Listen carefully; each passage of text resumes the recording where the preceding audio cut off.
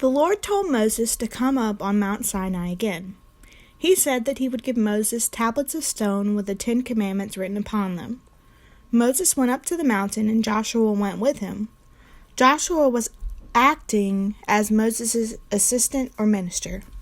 There came a cloud that covered the mountain for 6 days. On the 7th day the Lord called to Moses out of the cloud, and Moses went up into the cloud. Moses stayed on the mountain for 40 days and 40 nights.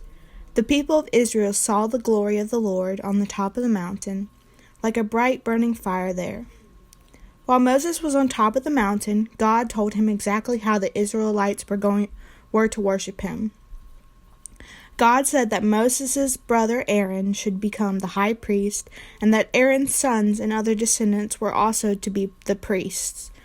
The Levites, descendants of Levi, who was one of Jacob's 12 sons, were to assist the priests. The Israelites were to build a tabernacle or a church, where the priests would be in charge. The tabernacle was to be very beautiful, with objects of gold, silver, and brass, and with fine wood and cloth. To be in charge of making the tabernacle, the Lord told Moses to appoint a man named Bezalel, one of the Israelites, whom the Lord had taught to work in silver and gold, and in brass and precious stone, to make all kinds of beautiful work. Another man named Aholiab was to help him make many other workmen were to help those two. When the Lord was done talking with Moses, he gave Moses the 2 tablets of stone with the 10 Commandments written upon them, which God had written there with his own hand. The people of Israel were in their camp at the foot of the mountains all through the 40 days and nights that Moses was on the mountain. After a few days they grew impatient and complained to Aaron. "This man Moses, who led us out of Egypt, has not come back for many days," they said. "We have no idea what has become of him.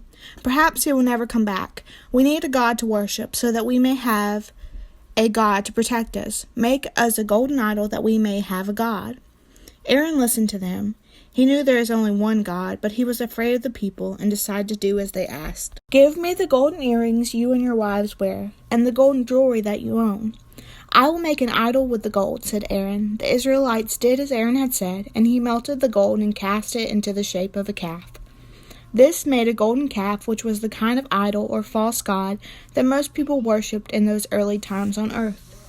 Then the people said that the golden calf was their god, and that the golden calf, not God himself, had brought them out of Egypt. Aaron built an altar before the golden calf and told the people that the next day they would hold a feast. Early in the morning of the next day, the people offered burnt offerings to the golden calf instead of to the Lord. They had a feast and ate and drank before their idol. While they were doing these things, Moses was still on the mountain. He could not see them, but the Lord saw them and told Moses to go down, because his people had done wickedly. They had made a calf, the Lord told Moses, and had worshipped it, and sacrificed to it, and called it their God. Moses turned and went down Mount Sinai, with the 2 tablets of stone in his hand, the ones on which the 10 Commandments were carved. Joshua said to them, as they came near the camp, they heard the noise of the people shouting, and Joshua said to Moses, "There is a sound of war in our camp of people." He said, "It is not the sound of war that I hear," Moses answered, "but the sound of singing and celebration." When they came nearer, Moses saw the golden calf and the people dancing before it.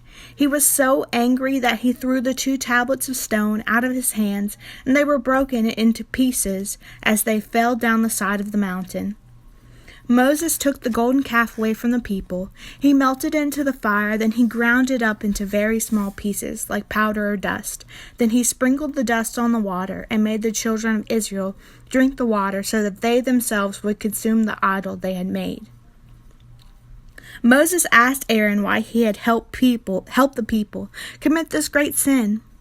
Aaron tried to excuse himself, saying that the people were determined to do wickedly, and they asked him to make an idol for them. They gave him their gold, and when he put it into the fire, it came out into the shape of a calf. However, it could not have come out so unless Aaron had given it that shape. When the people asked him to make the idol, he was to be their high priest, and should have told them how wicked it would be, instead of helping them do it. Now it was the duty of Moses to punish the Israelites as a sign of God's anger, that they had disobeyed him. Moses stood at the gates of the camp and said that all men who were on the Lord's side should come to him.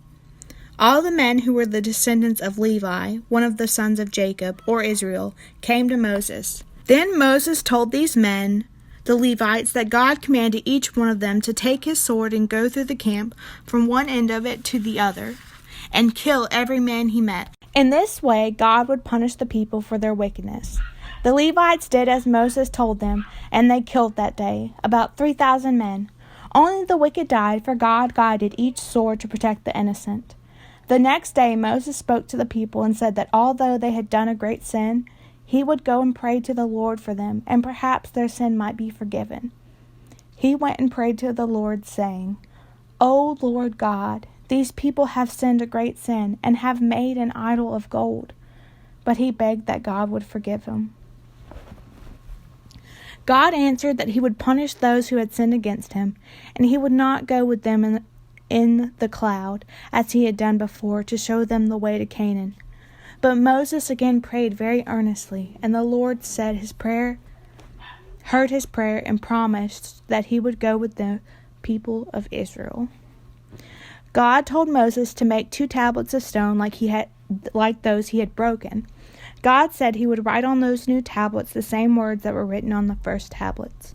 He commanded Moses to be ready in the morning and come up to the top of the mountain. No man was to come with him, nor to be anywhere on the mountain. Moses cut 2 tablets out of rock, like those he had broken, and he rose early in the morning and went up on Mount Sinai, with the tablets in his hand. The Lord came down in a cloud and passed by before him, so that Moses could hear his voice. Then Moses bowed down to the earth and worshipped. He prayed again that the Lord would forgive the people of Israel and would keep them as his people. The Lord heard Moses' prayer and took the Israelites to be his people again. The Lord told Moses that he must be careful when he reached Canaan, not to make friends with those wicked nations. He must tear down the altars they had built for their idols and break those idols into pieces, because the people of the Lord were not to worship idols, but only the Lord. Moses stayed on Mount Sinai for 40 days and 40 nights, as he had once before. And in all the 40 days and 40 nights that he spent there, Moses neither ate nor drank. The Lord wrote the 10 Commandments again, and on 2 tablets that Moses brought.